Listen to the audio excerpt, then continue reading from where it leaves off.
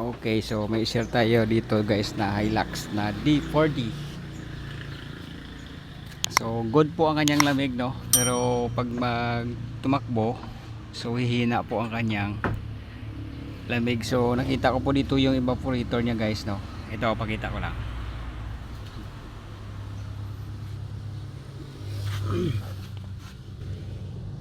Yun. So yan, so yung pins niya, tapos yung ibang pins naka lublob na po sa dito sa tube line niya. So hindi na po masyadong malamig kasi wala na ibang pins. Yan, kaya evaporator. So ibang pins kasi medyo luma na guys yung, so kanyang mga pins kinakalawang dito sa loob. Okay, so ang gagawin natin, tanggalin natin itong evaporator, then magpalit tayo ng bago. So okay, tanggalin natin ito guys. Okay, ito na yung evaporator, tanggalin natin.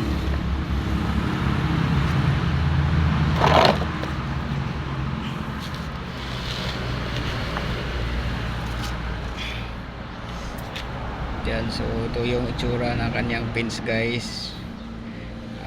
Yung iba kunti na lang yung natira. Yan, ito na sa loob, silalim.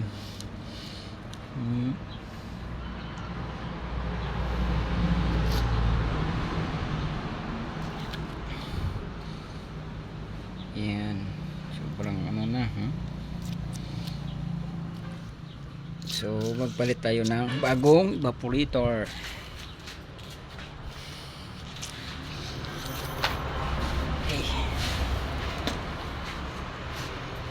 Yan, so ito yung ipalit natin na evaporator, Hilux or Innova, same lang, basta front guys, no?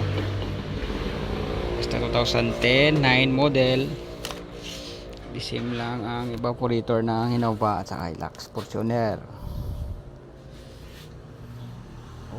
Okay,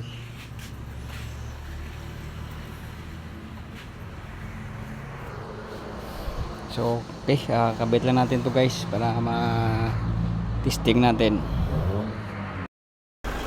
Okay, so ito na guys, no, after natin na symbol lahat at napalitan na ng evaporator, then nakapaglagay na po tayo ng rayon.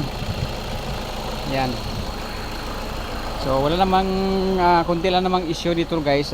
Good pa naman tong lamig nya, kaso pinalitan na natin yung evaporator dahil sa kanyang kondisyon, mga kanyang pins sira na.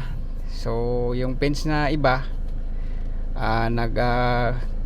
bara na po sa ibang butas ng pins kasi kinakalawang na, no. Tapos pag in-spray po yon, so lalong dadapa yung ibang pins. So yung evaporator na pinalitan natin, good pa po yon, wala pa siyang leak. So pinalitan na natin para good performance ulit yung ating unit na ginagawa ngayon na Hilux. So yun lang guys, no, ang ating ma-share dito. Pinalitan na natin ng evaporator. Yan, at sana may na kuha kayong kunting tips lang guys. So ito yung temperature nya. Yan, so may 6.6 na tayong reading. So yan ating nakuha sa kwan. So mas maganda yung lamig niya ngayon compare doon sa hindi pa natin ito na palitan. Okay, yan lang guys, no. Siyempre kung bago ka pa lang sa akin channel, don't forget to subscribe para ma-update kayo sa ating mga next na i-share sa paggawa ng car aircon. At yun lang guys, and God bless po.